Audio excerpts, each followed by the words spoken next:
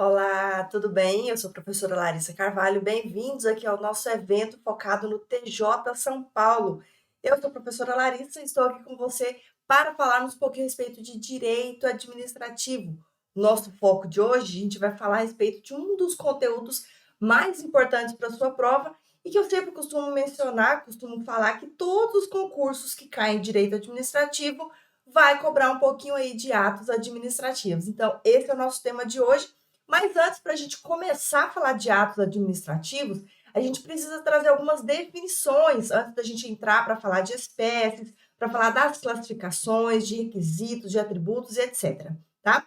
Primeiro, a gente precisa ter em mente do que é um ato administrativo. Quando a gente estuda princípios, quando a gente estuda poderes, tudo isso confere as prerrogativas para a administração na sua atuação, na sua manifestação de vontade. Então, sempre que a gente vai falando de manifestação de vontade, declaração de vontade, e essa declaração ela é de forma unilateral por parte da administração com os administrados, nós estamos falando de atos administrativos, tá? Isso é importante você ter em mente. Então, toda aquela declaração ou manifestação de vontade unilateral da administração é chamado de ato administrativo. A gente não pode confundir, por exemplo, em algumas situações, que a administração está atuando, mas não por sua vontade. Ali nós temos um ato em sentido material, por exemplo. Quando a gente está falando de uma não manifestação de vontade, que a administração está sendo exigida a sua atuação, ou seja,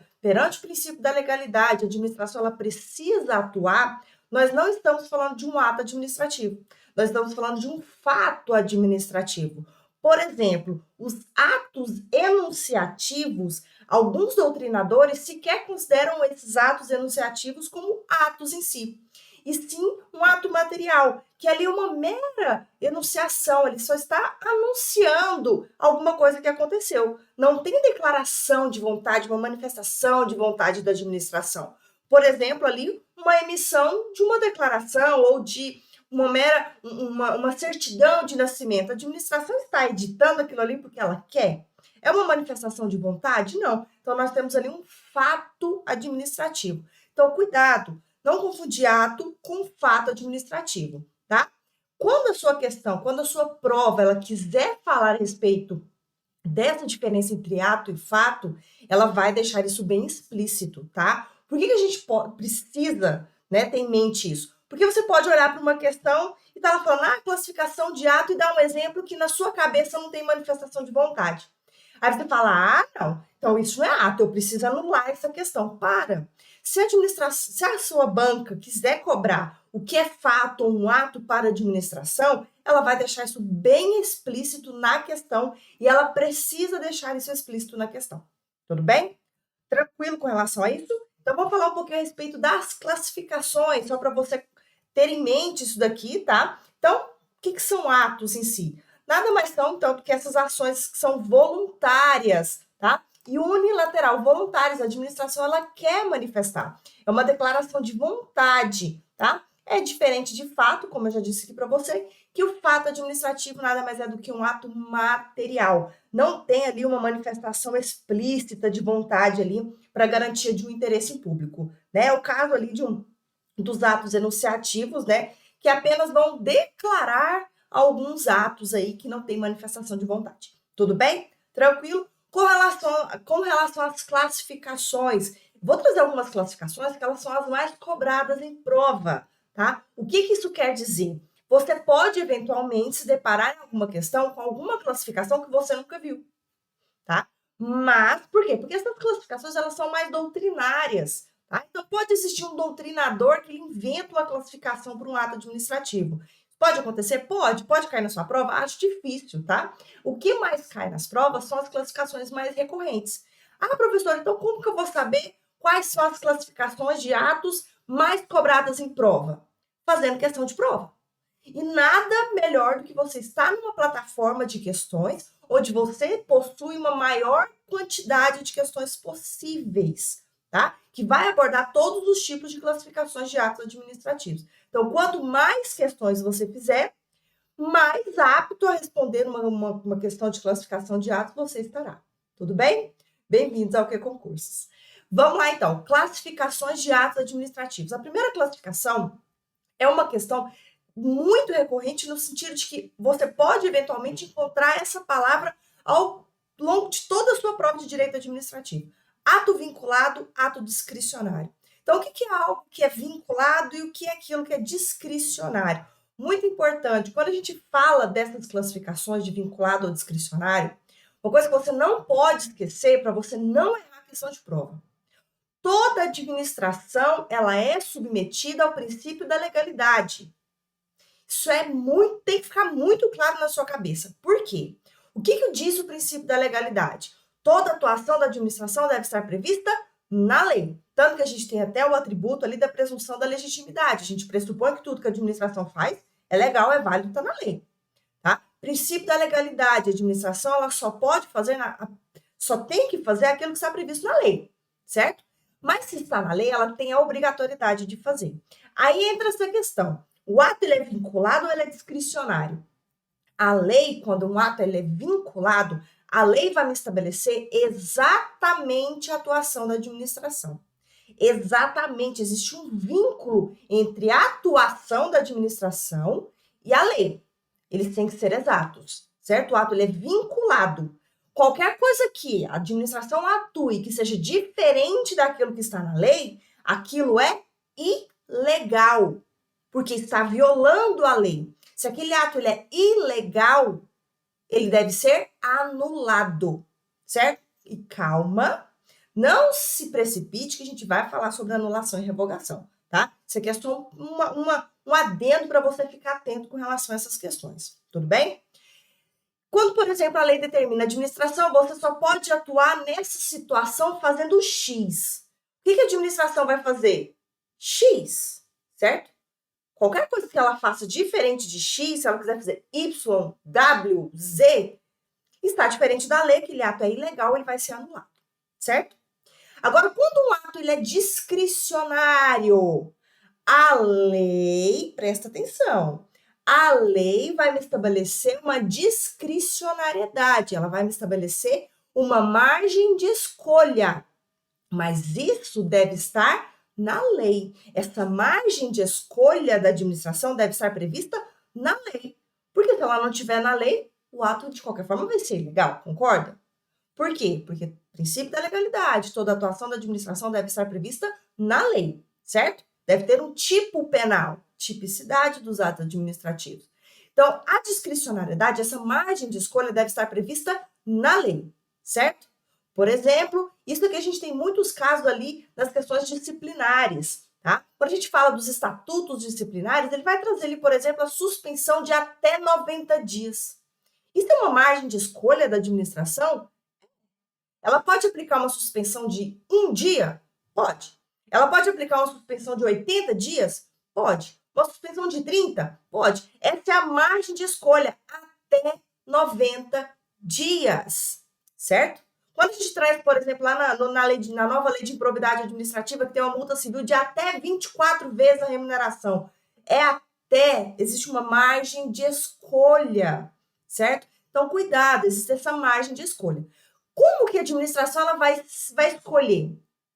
Até 90 dias. Ela pode aplicar de 1 a 90 dias de suspensão. Ela vai se pautar pelo princípio da razoabilidade e da proporcionalidade. Ela vai ter que escolher o que é mais razoável e proporcional naquele caso. Tá? Então, tem que ser avaliado cada caso, certo? Dentro dessa margem de escolha, dentro dessa razoabilidade, dessa proporcionalidade, a administração vai fazer a sua escolha.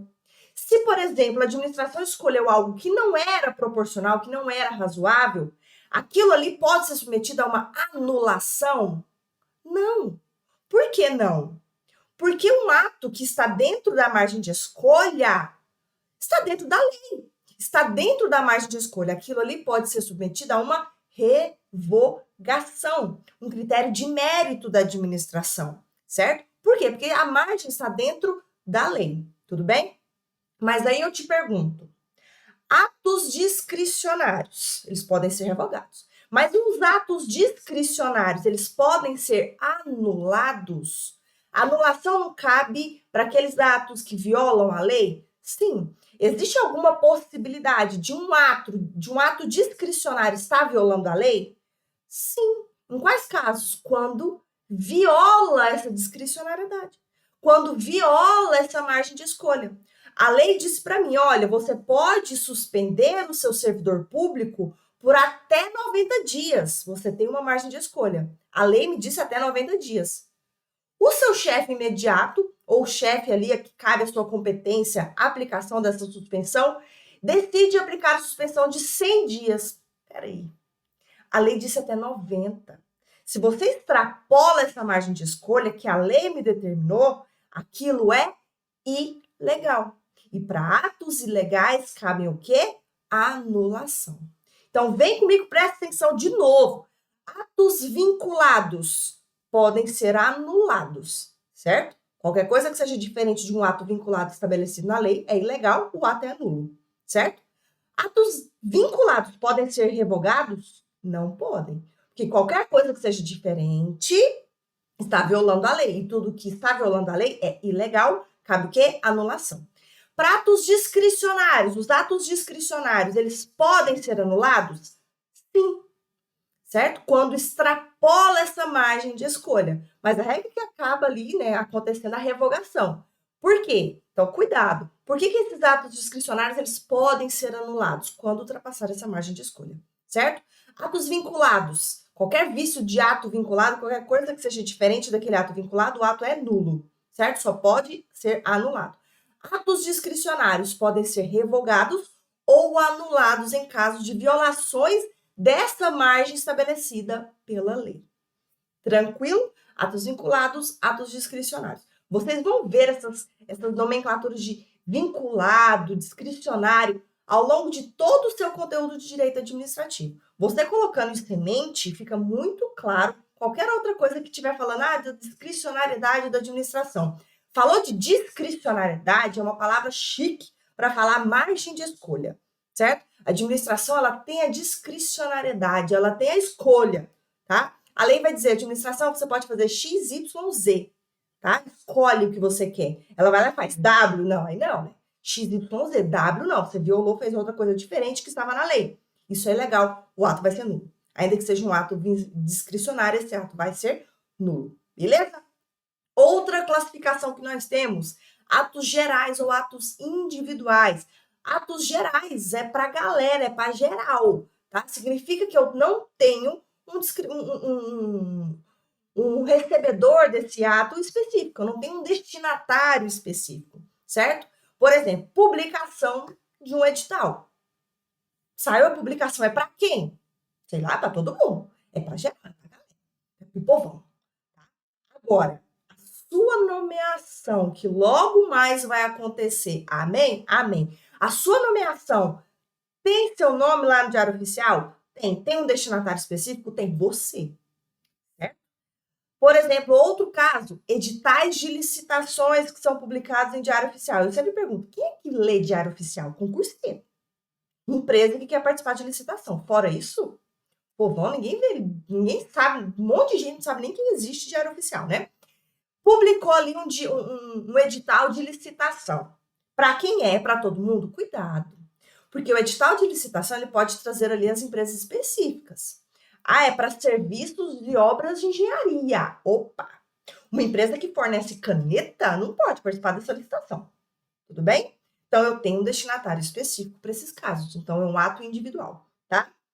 Cuidado. Ato geral não tem um destinatário específico. Ato individual eu tenho um destinatário específico. Faz tranquilo, o próprio nome já fala, né? Outra questãozinha, outra classificação de atos administrativos, atos aí internos ou externos. Ato interno no âmbito da própria repartição. Saiu dessa repartição para o particular ou para uma outra repartição, esse é ato externo, tá? Ali uma portaria é interna, ou ali uma comunicação que vai para toda a administração, mas está variando de uma repartição para outra. Opa, é um ato externo. É para um particular que solicitou uma licença. Então, é um ato externo. Tá? Tá saindo da repartição o efeito desse ato administrativo. Ok? Outra classificação muito importante. Ato simples complexo composto. Pega essa diferença, presta atenção. Ato simples, um único ato, uma única manifestação de vontade. Simples assim, certo? Ato complexo, eu tenho uma única manifestação, um único ato, tá? Um único ato com várias manifestações de 2 ou mais órgãos que participam. Eu tenho um ato com várias manifestações de vontade. Eu tenho ali vários órgãos participando, só que é um ato só, tá? Ali existe ali É complicado a gente falar do impeachment, por exemplo, né, que aconteceu o impeachment da Dilma, que ali a gente tem tanto um ato complexo quanto a gente vai ter um ato composto. Por quê? O que é um ato composto? Só para você entender também. O ato composto ali são várias manifestações, vários atos, né? São 2 atos ali, nós temos várias manifestações, mas nós temos ali 2 atos no sentido de que eu tenho um segundo ato para confirmar, para aprovar, para homologar um ato principal. Então, eu tenho 2 atos, um ato principal, tá? E um ato acessório. Esse ato acessório vai servir somente para homologar, para confirmar, para aprovar o ato principal. Por isso que eu falo do impeachment, por quê? Porque o impeachment teve a manifestação de vontade, era um ato só. O que é o ato? O impeachment, certo? E nós tivemos ali a participação da Câmara dos Deputados e do Senado, tá vendo? São 2 órgãos diferentes, pelo mesmo ato, certo? Mas toda aquela cena, aquela coisa esquisita que foi aquele impeachment público, que todo mundo falou assim, eu voto sim em homenagem ao meu cachorro que é honesto, enfim, né? E no final das contas, esse era o ato principal. E no final das contas, precisou do STF homologar o impeachment, ou seja, nós tínhamos um ato acessório para confirmar o ato principal. Tá vendo como a gente tem ali tanto complexo quanto composto? Então, alguns doutrinadores nem consideram como ato composto, esse um ato complexo aí que a gente teve várias manifestações, né, de vários órgãos aí, né? São 2 ou mais, a gente teve a Câmara, nós tivemos aí o Senado e o próprio STF para homologar no final das contas, tá? Então, qual a diferença entre ato complexo e ato composto? Mais uma vez, complexo. Eu tenho um ato, mas eu tenho várias manifestações de vontade, no sentido que eu tenho 2 ou mais órgãos participando. Ato composto, eu tenho 2 órgãos, 2 atos. Por quê? Porque eu tenho um ato principal e um ato acessório para confirmar, para homologar aquele ato principal. Tudo bem? Aqui tá para você, tá? Só para você conseguir entender aqui, tá? Que nós temos aqui então um ato vinculado ao ato o ato vinculado e o ato discricionário, tá? Ato geral e ato individual, ato interno e ato externo, simples, complexo, composto, mais uma vez simples. Nós temos um ato, uma manifestação de vontade, não depende de outros órgãos. Ato complexo, nós temos um ato com várias manifestações de vontade, nós temos 2 ou mais órgãos participando. Composto, nós temos uma manifestação de vontade, mas nós temos 2 atos. Nós temos aqui um ato principal, deixa eu só colocar aqui para você, tá? Nós temos aqui uma manifestação, mas temos 2 atos. Um ato principal e um ato aqui acessório, tá? Esse ato acessório que vai servir para aprovar, para homologar, para confirmar, para ratificar o ato principal, certo? Outras classificações que nós temos aqui, um ato perfeito. O que é um ato perfeito? É um ato concluído, tá? Não significa que ele já produziu seus efeitos, porque aquele que já produziu seus efeitos é chamado de ato exaurido, já produziu seus efeitos. E nessa questão aqui de ato exaurido, eu pergunto para você, o ato exaurido, ele pode ser anulado ou revogado? Ele pode ser desfeito? Poxa, mas ele já produziu seus efeitos. Ou seja, um exemplo. Licença para acontecimento de um evento em praça pública. Foi ali autorizado. O evento aconteceu. Uma semana depois, o administrador fala, não quero isso não. Revoga, anula. Mas espera aí, já foi, já produziu seus efeitos, já foi exaurido, o ato já aconteceu. Tem como voltar no tempo para anular ou revogar um ato? Não tem, tá? Então, atos exauridos não cabem nenhum tipo de desfazimento, porque ele já produziu seus efeitos, já era, tá? Já foi. Um ato perfeito pode ser? Pode. Ele tá prontinho, tá lindo, tá concluído, tá? isso não é exaurido porque ele não tem um prazo. O ato exaurido, ele tem um prazo para acontecer, já produzir seus efeitos, ponto final, tá? Outras classificações aqui, um ato imperfeito. Que um ato imperfeito? É aquele ali que está faltando alguma coisa, né? É diferente do pendente. O ato pendente, por exemplo, é aquele ato que ele é perfeito, mas ele é ineficaz. É o caso aqui do composto. O ato composto não é uma única manifestação de vontade, que nós temos dois atos, um ato principal e um ato acessório. Então, quando estiver faltando esse ato acessório, esse ato principal aqui ele é pendente, ele está dependendo do outro acessório para confirmar, para homologar, para ratificar. Tudo bem? Lembrando que a gente vai falar de ratificação, que é um mecanismo de convalidação, mas calma, não se precipite, sem spoiler, a gente chega lá. Tranquilo sobre essas classificações? Lógico, existem outras milhares de classificações, como eu disse para você. Quanto mais questões você fizer, mais acesso a classificações de atos você vai encontrar, tá? O que não pode ser confundido, espécies de ato administrativo com classificações. Por quê? O que são espécies de atos administrativos? Nós temos essas 5 espécies de atos administrativos. Primeiro, o que são atos normativos? São aqueles ali que estão utilizados para aplicação da lei, tá? São atos ali normais, que são normais não, tá? São atos normativos de aplicações de normas, para fazer valer a aplicação de normas. Por exemplo, decreto. Tá? Decreto autônomo, por exemplo, é uma forma de aplicação da lei. Para mim é uma coisa meio bizarra. A lei já existe, tem que ser cumprida. Mas tem que ver alguma outra coisa para falar, ó, tem uma lei ali, cumpra-se. Mas já tá ali, já era para estar cumprindo, não era? Mas aí vem outra coisa para fazer, ó, tem uma lei para, né? Meio bizarro, mas enfim. Nós temos aí os próprios decretos, tá? Nós temos os decretos, resoluções, instruções, etc. Ordinários. Ordinário, o que é algo que é ordinário? É aquilo que é comum, tá? O que é lei ordinária? É uma lei comum, tá? Eu falo em ordinário, é uma pessoa que é comum, não uma pessoa que é vagabunda, né? Todo mundo fala assim, ordinário. Ordinário é uma coisa comum, normal. E o que são atos ordinários? São aqueles que são atos internos, por exemplo, que vigoram no sentido de fazer, de orientar o funcionamento da administração, de orientar a conduta de servidores. Portarias, despachos, ordens de serviço e etc. Tudo isso é interno. Por quê? É fazer como que assim, ó, comunica-se, é um comunicado interno, comunica-se que dia tal é ponto facultativo, tá? Feriados de quinta-feira, ponto facultativo é mato, né? Feriado dia de terça, ponto facultativo, mais mato ainda, né? Isso não vale para órgãos de segurança pública, órgãos de serviço essencial, por exemplo, que não existe nada disso, né? Mas no TJ, por exemplo, pode ter certeza que ponto facultativo é o que mais vai ter, tá? É o que mais você vai ter aí. E como que isso vai ser comunicado? Através de atos ordinários, tá? Através dessas comunicações internas, dessas portarias, dessas circulares e etc. Beleza?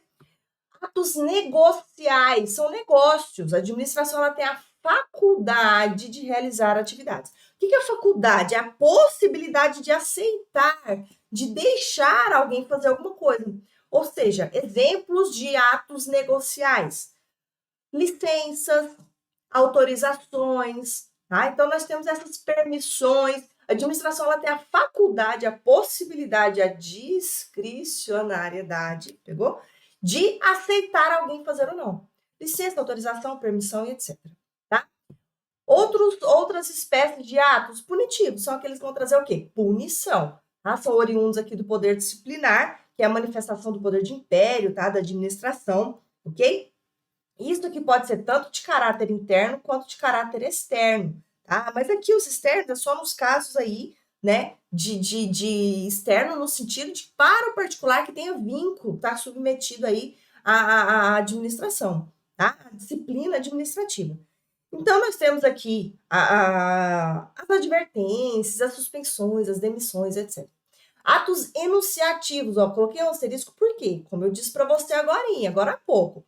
Alguns doutrinadores não consideram atos enunciativos atos propriamente em si, tá? Por quê? Porque eles somente declaram atos em sentido formal. E se é um ato material em sentido formal, nós temos o quê? nós temos fatos administrativos, tá? Então, ali nós temos certidões de óbito, certidões de nascimento, né? Tudo isso é só uma comunicação simples ali, uma declaração simples do que, né, de algo que aconteceu que não tem manifestação de vontade da administração. Certidão, atestado, parecer, tá? E etc, etc. Tá? Não confundam, então, classificações de atos com espécies de atos.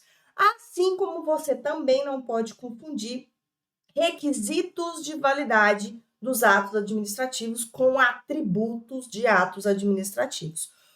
Foca, pega a visão. Olha o seguinte, requisitos de validade, o que isso significa? Nós temos 5 critérios ali, nós temos 5 requisitos que são exigidos para que um ato ele seja válido. Opa, uma classificação de ato aqui. O que é um ato válido? É aquilo que está dentro da lei, que está prontinho ali para ser publicado, certo? Publicou no Diário Oficial, vai produzir seus efeitos, é um ato perfeito ou exaurido se ele tiver um prazo ali para finalizar, tá?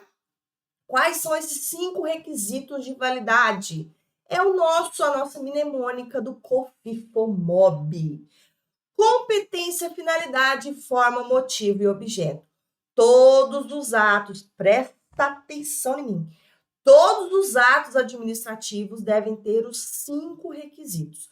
Todos os atos, até o ato mais simples, um único ato, uma única manifestação de vontade, tem que ter os 5 atos, sob forma de estar pendente. Ou até mesmo, se tiver algum vício, se estiver faltando, ele é pendente. Se ele tiver algum vício, é um ato que está ali de forma anulável ou sanável, que é um dos 2 casos aí que a gente vai falar. Quais são os requisitos de validade? Competência, finalidade, forma, motivo e objeto. COFIFOMOB. COFIFOMOB. Competência, finalidade, forma, motivo e objeto. Certo? Tudo isso tem que estar previsto na lei. Só que em alguns casos, né, nós temos discricionalidade. Por exemplo, a forma está presente também em atos discricionários, tá? A regra, a gente vai chegar lá, mas a regra é que a forma dos atos administrativos deve ser editado de forma escrita. Mas, excepcionalmente, a lei pode me trazer uma margem de escolha, pode me trazer uma discricionariedade, certo? Mas vamos começar do COFIFOMOB, vamos começar da competência. A competência é aquilo que a lei vai me trazer, olha, ô administração, eu, como lei, estou dizendo para você que esse ato administrativo em si só pode ser editado pelo fulano. O ato de demissão, na esfera, né, na esfera estadual, só pode ser editada pelo governador. Pronto. De quem é a competência? Do governador, tá? É um ato que está ali vinculado. Toda lei vai trazer de quem é a competência para editar aquele ato. Em alguns casos, a lei vai me dizer que é uma atuação privativa ou exclusiva. Em alguns casos, quando não for exclusiva, esses atos eles podem ser delegados ou avocados. Então, por mais que a lei me traga assim, olha, a atuação é vinculada nesse caso aqui. Mas, excepcionalmente, em casos pontuais de extrema necessidade para o atendimento do interesse público, esse ato de competência do fulano de tal pode ser delegado ou avocada. Qual a diferença entre delegação e avocação? Delegar, atribuir a alguém, pedir que alguém faça algo que era seu para fazer, certo? Então, eu, como chefe de uma repartição, vi que eu não vou dar conta de fazer alguma coisa, eu falei assim, ô, fulano, vem cá. Excepcionalmente, presta atenção, excepcionalmente, em casos pontuais de extrema necessidade para o atendimento do interesse público, eu posso delegar uma função que era minha para outra pessoa inferior subordinada, né, de forma inferior hierárquico, tá? Algum que seja subordinado a mim, um inferior hierárquico, para não falar que a pessoa inferior, pelo amor de Deus, né? Hierarquicamente inferior a mim, para que ele execute aquela atividade que era minha. Estou delegando a ele para fazer isso, certo? Avocar é o contrário, tá? Na delegação eu atribuo para alguém, na avocação é para mim. Então, eu estou atribuindo para mim uma responsabilidade que era de outra pessoa, tá? Então, isso daqui é de baixo para cima, eu sou superior hierárquico. Fulano, você não tá dando conta de fazer isso? É sério mesmo? Não, daqui, deixa que eu faço. Mas a avocação também pode ser horizontalmente, tá? De algum colega ser você avoca aquela edição daquele ato administrativo. Tudo bem? Cuidado. Aqui nós temos um certo PS. Por quê? Dois PS, na verdade, dentro da competência. A competência em casos esporádicos, excepcionais, pontuais, etc., pode ser delegado. Só que existem três situações em que os atos eles não podem ser delegados de forma alguma. Quais são esses casos? No caso de edição de atos normativos. Quais são os casos de atos normativos? São aqueles de aplicação da lei. Decretos, instruções normativas, etc. Tá? Esses não podem ser delegados, ok? Tranquilo? Outro caso que não pode ser delegado, atos de recurso. Quando você é submetido a uma suspensão, por exemplo, e não concorda com aquilo, você entra com recurso. O recurso vai parar na mão de uma autoridade competente. Ele pode delegar para outro, não quero ver o recurso desse cara aqui, não. Não pode, tá? Aquele recurso é diretamente para aquela autoridade que é competente para poder analisar aquele recurso. Ele não pode delegar. E outra situação são aqueles que são de competência exclusiva. E o que a sua prova vai colocar? Competência privativa. E você, pequeno gafanhoto, você não vai errar. Porque quais são os três casos em que os atos administrativos não podem ser delegados de jeito nenhum?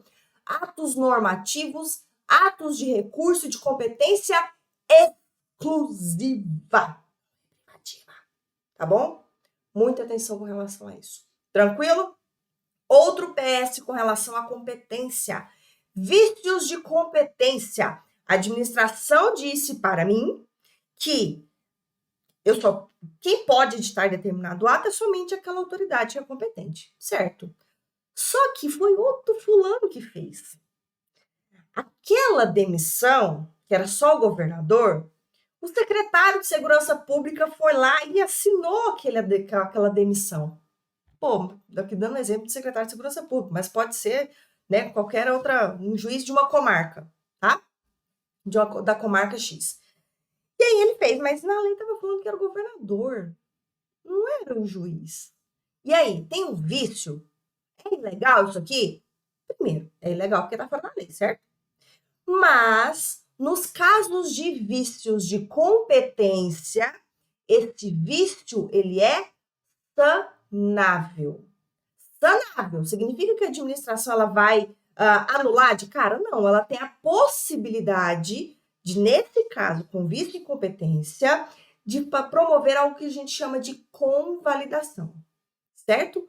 O que é essa convalidação? É consertar. Convalidar é consertar. Ih, tem um erro aqui. Não era esse juiz dessa comarca que era para demitir esse cara aqui. Tem um vício, tem um erro aqui. O que a gente vai fazer? Anula tudo, amassa o papel, joga fora? Não. A administração ela vai avaliar cada caso é um caso, vai avaliar o caso concreto, vai falar, não, peraí. É menos dispendioso para a administração? Vamos convalidar. E a convalidação, que é esse consertar os atos administrativos, ele pode acontecer de três formas, tá? A convalidação ela acontece mediante ratificação, mediante reforma e mediante conversão. Qual a diferença entre esses três mecanismos de convalidação? A ratificação é como se o governador pegasse aquela demissão daquele funcionário e falasse assim, não, tá bom, tá errado, era eu que era para ter assinado, mas eu vou ratificar, eu vou confirmar aquilo ali, só sanando aquele probleminha que está errado ali. Tá? Estou ratificando, estou confirmando, não estou mexendo em nada no ato. Tá? Então, ratificar é confirmar aquele ato, tá? Mas ali, né, sanando o que tiver errado. Mas presta atenção, aqui entra uma questão de português, tá? Não confunda ratificar com retificar.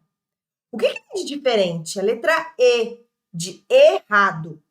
Retificar, você está tirando algo que é errado. Você fala assim, não, eu disse aquilo lá aquele dia, mas eu vou retificar porque eu estava errado. Ah, não, eu disse aquilo aquele dia, mas eu vou ratificar, porque o que eu disse está certo mesmo. Eu estava certo. Então, retificar, você está assumindo um erro. Retificar, um erro. Ratificar, você está confirmando. Tudo bem?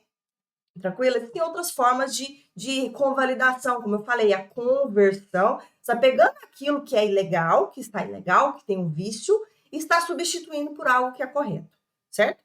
E ali nós temos a reforma, que você está só ali tirando, né? Aquela parte que está errada, você está tirando ela e jogando fora.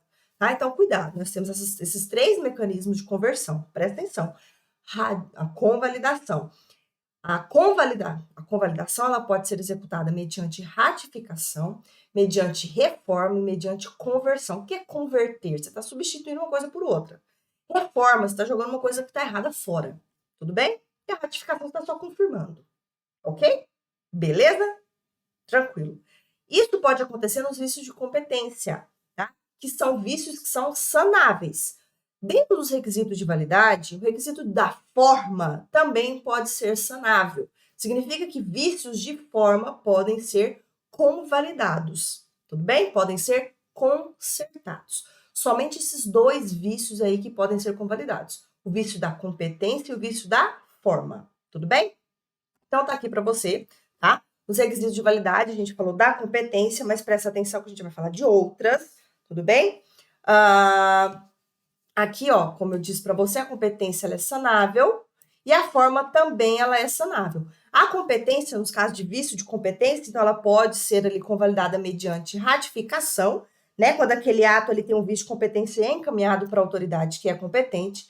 Essa convalidação pode acontecer também mediante reforma, quando um ato ali ele é editado ali só retirando a parte que está ilegal, né? Que está eivado de vício. Ou ainda a convalidação, aqui falando da convalidação, né, em outros casos, quando tem ali um ato que está com vício, ele vai ser substituído ou vai converter a parte do ato ali que está com vício, tá?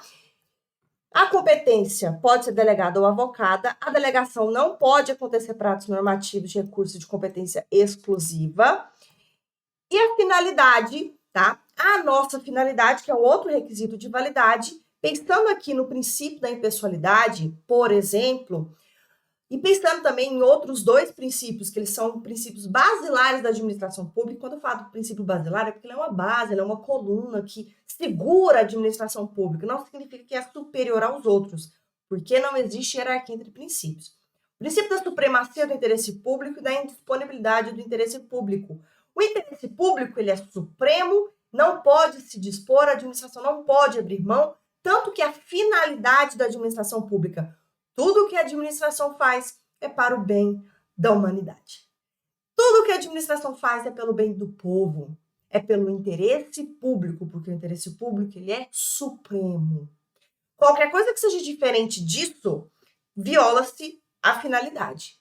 E se está violando a finalidade, que inclusive é um ato vinculado à administração, diz, ó, tudo que tem que ser feito tem que ser para o interesse público, a finalidade é essa. Qualquer coisa que seja diferente disso, o ato é nulo e não cabe convalidação. Não cabe nenhum tipo de reforma, de conversão, de ratificação, nada. Vícios de finalidade são insanáveis. O ato é nulo. Qualquer coisa que a administração faça que não seja pelo bem do povo, aquele ato é nulo. Tudo bem? E ponto final, tá?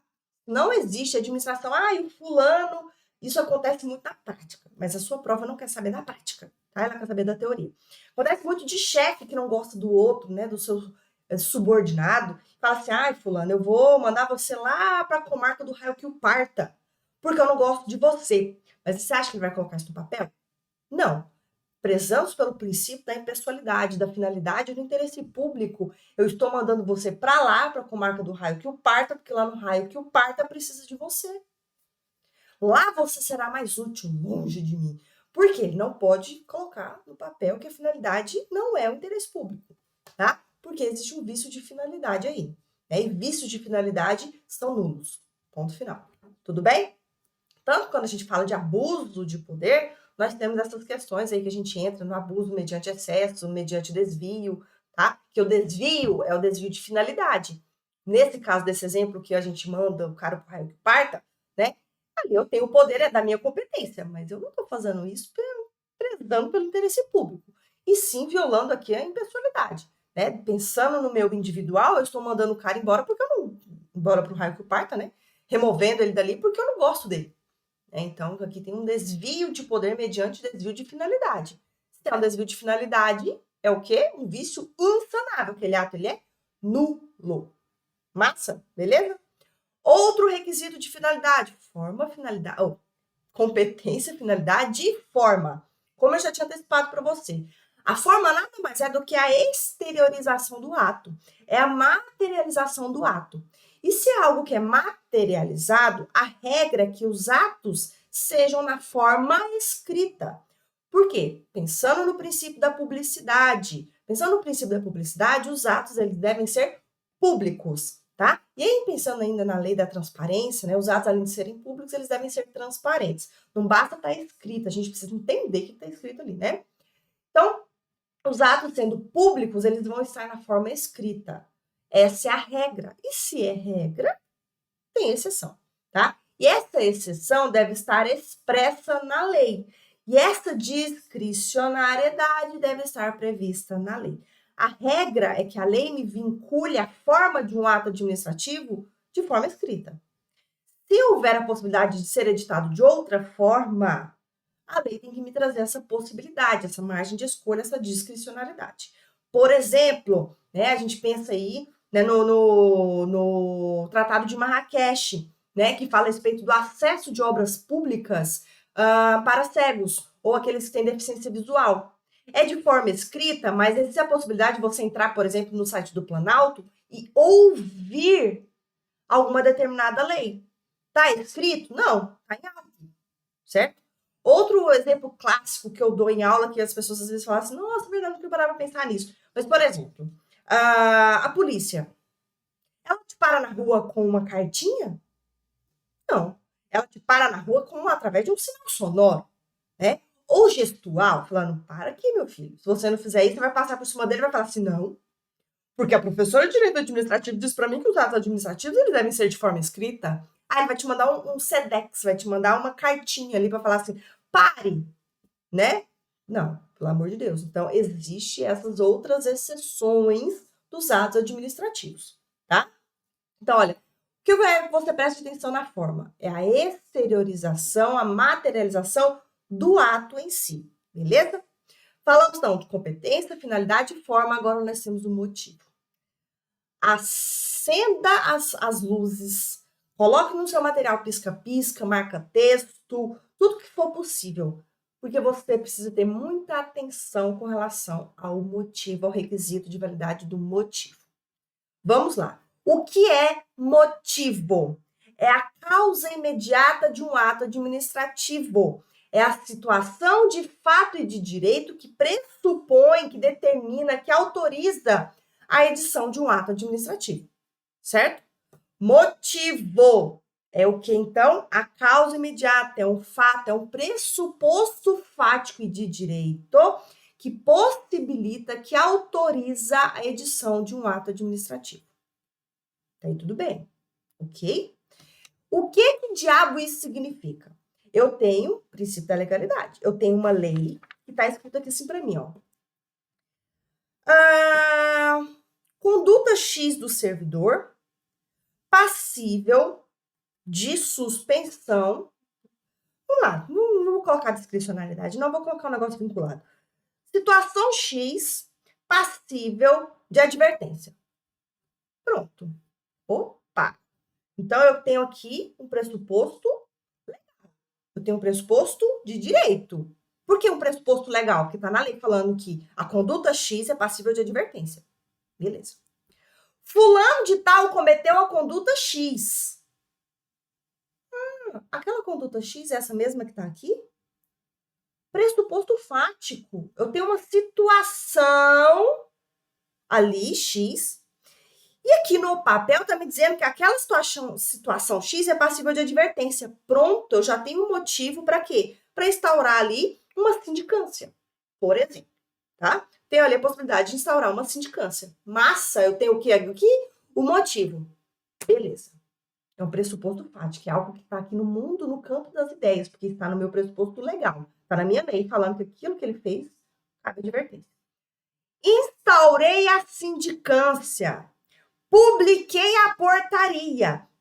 E lá está escrito assim: instaure essa sindicância em razão do fulano de tal ter cometido conduta X, passível de uma penalidade de advertência. Opa! Coloquei no papel uma justificativa, não coloquei? E quando eu coloco no papel de maneira escrita, eu tenho ali uma justificativa para a instauração daquele sindicato, não tem? Daquele sindicato, daquela sindicância, não tem? Eu tenho aquilo que é aqui no papel. Essa justificativa no papel é o quê? Motivo? Não. Se você respondeu que sim, eu vou bater na sua cabeça, na parede. Porque se eu disse que motivo é um pressuposto fático do campo das ideias, eu não materializei ele. A partir do momento em que eu peguei esse motivo, coloquei no papel de forma escrita, eu tenho uma motivação. E se eu tenho uma motivação, que é a materialização do motivo, eu tenho a exteriorização do motivo, eu tenho uma exteriorização de um ato. Então, a motivação é uma forma, não é motivo. O motivo é aquele pressuposto fático e de direito que está no campo das ideias que me permite editar um ato, que me permite instaurar uma sindicância, que me permitiu fazer alguma coisa. Está na lei. Está no papel, sim, está no campo das ideias, não é só no papel. A partir do momento em que eu justifico, que eu trago aquela fundamentação para iniciar uma sindicância, eu não tenho mais motivo, eu tenho motivação, certo? Então, por favor, vou colocar aqui na telinha para você. Está na tela. Não jamais confundir, então, motivo com motivação. Qual é a definição de motivo? E assim vai estar na sua prova. A VUNESP já colocou isso aqui demais em prova, e a VUNESP provavelmente, né, a banca do TJ, tá? Saiu agora essa semana oficial de justiça, né? Então, a gente precisa estar de olho nisso. A VUNESP já colocou essa definição. O que é motivo? É a causa imediata do ato administrativo. É a situação de fato e de direito, quando eu falo de direito, eu tô falando de lei, tá? Que determina ou autoriza. Eu não estou fazendo o ato, tá? Me permitindo fazer um ato, tá? Que me autoriza a prática do ato ou, em outras palavras, o pressuposto. Pressuposto é aquilo que vai acontecer. É uma autorização, estão pressupondo que tem um fato e uma lei, né? Um pressuposto fático ou jurídico ou normativo, que seja, que possibilita a prática de um ato. Isso é diferente da motivação, porque aqui a gente já tem o ato em si, porque ele já está sendo a manifestação escrita do motivo. Já está sendo a materialização, a exteriorização de um ato. Ou seja, eu tenho a motivação, que nada mais é do que a forma, certo? E aqui a gente precisa ter muito cuidado. Por quê? Vícios de forma, como eu já tinha falado para você, eles são sanáveis, não são? Vícios de forma, você vai deixar de obedecer um sinal sonoro de um policial porque ele não está editando um ato na forma escrita? Tá? Existem vícios aí que podem ser sanáveis, beleza? Ou seja, vícios de forma ou vícios de motivação são sanáveis. Mas o vício de motivo não é sanável. Então, olha só. Pega essa visão aqui. Lembra da situação da remoção do servidor que o fulano não gostava e queria mandar ele lá para a comarca do raio que o parta?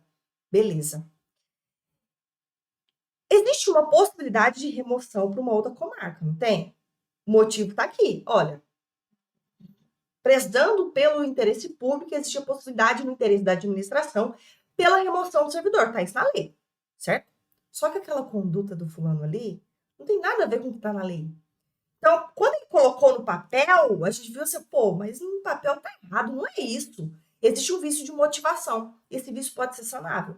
O que é difícil na prática? Como é que você vai provar que existe vício de motivo, se o motivo é somente um pressuposto fático, tá? Então é mais difícil você provar. Mas na sua prova, tá? No seu papelzinho lá, nas suas questões, ele vai deixar claro o motivo e motivação. Ele vai usar essas duas nomenclaturas diferentes, tá? Então você precisa ficar de olho. Vícios de motivo são insanáveis. Vícios de motivação são sanáveis. Por que vícios de motivação são sanáveis? Porque motivação nada mais é do que a forma do ato. É a exteriorização, a materialização do motivo, que é um pressuposto fático de direito, tá? Aí entra a questão das teorias dos motivos determinantes. O que diz a teoria dos motivos determinantes? Diz o seguinte: nem todo ato administrativo precisa ser motivado. Nem todo ato administrativo precisa ser justificado. Quais casos, por exemplo, de nomeação de cargos em comissão, tá? A nomeação e a demissão, a exoneração de cargos em comissão, os comissionados, são de livre, né, exoneração, livre nomeação e livre exoneração. Eu preciso justificar? Não. Mas a teoria dos motivos determinantes diz o seguinte: existem casos, existem atos que não ensejam motivação. Mas se o fizer, que esses motivos sejam reais e verdadeiros. Ou seja, se aqueles motivos que você resolveu colocar para nomear alguém, que aquele motivo seja verdadeiro, seja válido, esteja dentro de acordo com a legalidade. Sob pena o quê? De anulação do ato administrativo. Tá? Já aconteceu situações, por exemplo, eu já vi uma situação do próprio TJ do Distrito Federal, que uma servidora comissionada foi exonerada. E lá, na exoneração, motivação, tá? Que ela estava sendo exonerada pelo motivo, sei lá, qual que era, tá? E ela conseguiu provar que o motivo da sua exoneração, tá? Não era aquilo que estava no papel. E sim, em razão de um interesse, né, individual do chefe que estava mandando ela embora. O que aconteceu? Aquele ato foi anulado, porque ela provou que o motivo não era aquele que estava no papel, não era aquela motivação. Então, dentro da teoria dos motivos determinantes, diz o seguinte: nem todos os atos ensejam motivações. Mas, se for motivar, que esses motivos eles sejam verdadeiros e válidos. Tudo bem? Simples assim. É para exonerar o cargo comissionado? Só exonera, meu filho. Para que vai justificar o negócio? Vai nomear, vai justificar alguma coisa? Não precisa, meu filho. Só nomeia, só exonera, tchau e benção. Beleza? Tranquilo? Então, já falamos de competência, finalidade, forma, motivo, e agora vamos falar do objeto. Mas o objeto nada mais é do que o próprio ato em si.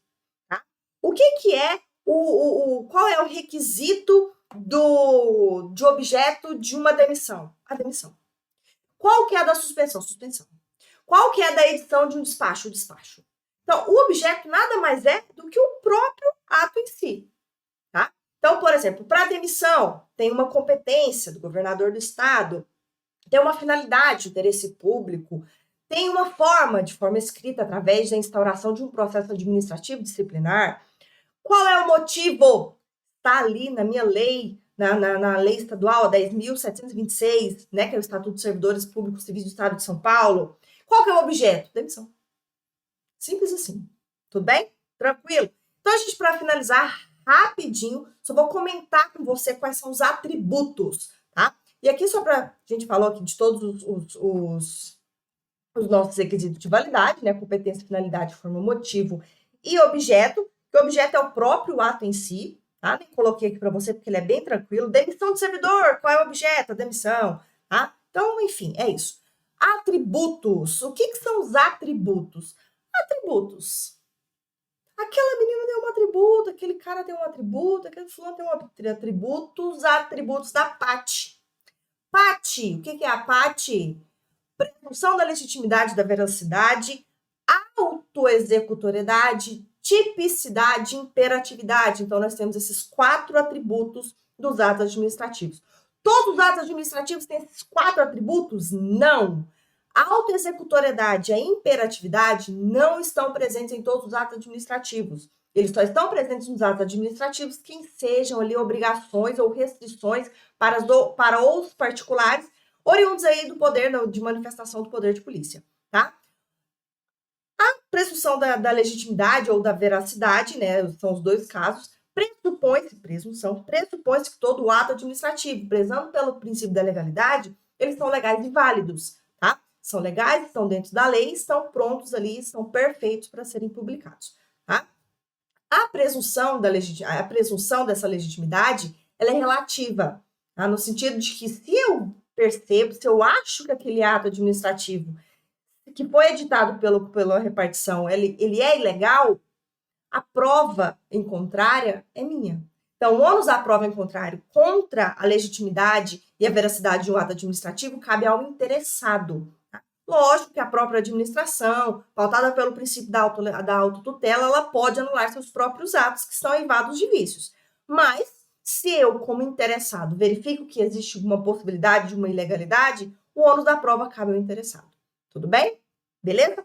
Autoexecutoriedade. Na autoexecutoriedade, existem duas maneiras da autoexecutoriedade. O que seria, de certa forma, autoexecutoriedade? Auto é de si mesmo. É a possibilidade da administração executar um ato administrativo, que seja obrigação ou restrição para o particular, sem anuência do Poder Judiciário. Essa é a regra. Excepcionalmente, se eu estiver violando o domicílio, por exemplo, que é ali uma proteção constitucional, se eu estiver violando uma residência, eu preciso de autorização judicial. Do contrário, os atos eles são autoexecutáveis. Eu não preciso de autorização do Poder Judiciário para isso. Tanto que, para as nossas multas de trânsito, exige-se, e aí nós temos uma coação indireta, exige-se uma notificação de que nós fomos ali pegos ultrapassando a velocidade. Se a gente vê que, não tá certo, né? Eu ultrapassei mesmo. Aí a multa vai ser executada. A executoriedade já é uma coação direta, é a aplicação ali da multa, é a interdição de estabelecimento, etc. Tudo bem? Outro atributo da parte aí. Falamos da presunção, falamos da autoexecutoriedade, nós temos a tipicidade. É bem relacionada à presunção da legitimidade, está vinculada ao princípio da legalidade, pressupõe que todos os atos eles sejam válidos e legais. Ou seja, eles devem ter uma previsão legal, eles devem estar dentro de um tipo legal, tipicidade. Tranquilo, suave, sem erro. E, por fim, o outro atributo da parte, que é a imperatividade, poder de império, manifestação do poder de polícia, está presente em atos que somente vão gerar obrigações e restrições para os particulares. É a imperatividade, eu não preciso de autorização nem do judiciário na questão da autoexecutoriedade e nem preciso pedir licença para o particular. Particular, dá licença. Deixa eu interditar o seu estabelecimento. Deixa eu, como rapa, levar esses tantos de Kit Kat aqui, 6 Kit Kat por 5? Não dá, né? Então, é isso aí, mais ou menos, que nós temos da imperatividade. A autoexecutoriedade, que eu não preciso nem de autorização do Poder Judiciário e nem do particular para isso. Manifestação do poder de império da administração, porque o interesse público ele é superior ao interesse particular. Supremacia sempre. Tudo bem? Então, só para mostrar aqui para você, para ilustrar, tá? Nós temos aqui a presunção da legitimidade e da veracidade, tá? Pressupõe que todo ato seja legal e válido, por isso que muitas vezes você vai encontrar legitimidade ou veracidade, tá? Não necessariamente eles são sinônimos, mas a prova pode colocar isso aí para você de forma explícita, tá? A autoexecutoriedade é a lei, né, que tem que prever essa urgência aqui da execução de um ato sem autorização do Poder Judiciário. Existem essas duas situações, a autoexecutoriedade, ela exige-se uma coação indireta para executar uma coação direta, né? Aqui nós temos a notificação, para depois da aplicação da multa. A gente é notificado antes da multa, não pode chegar a multa primeiro, tá? O atributo da tipicidade, aqueles casos em que há uma previsão legal ou tipo legal, tudo bem? E a imperatividade, assim como a autoexecutoriedade, está presente somente, tá? A imperatividade está presente somente naqueles atos que geram obrigações ou restrições para os particulares, resultantes aí da manifestação do poder de polícia. Tudo bem? Então, eu vou ficando por aqui. Um excelente descanso para você. Bons estudos também depois, né? Então, até mais. Tchau, tchau. Beijo.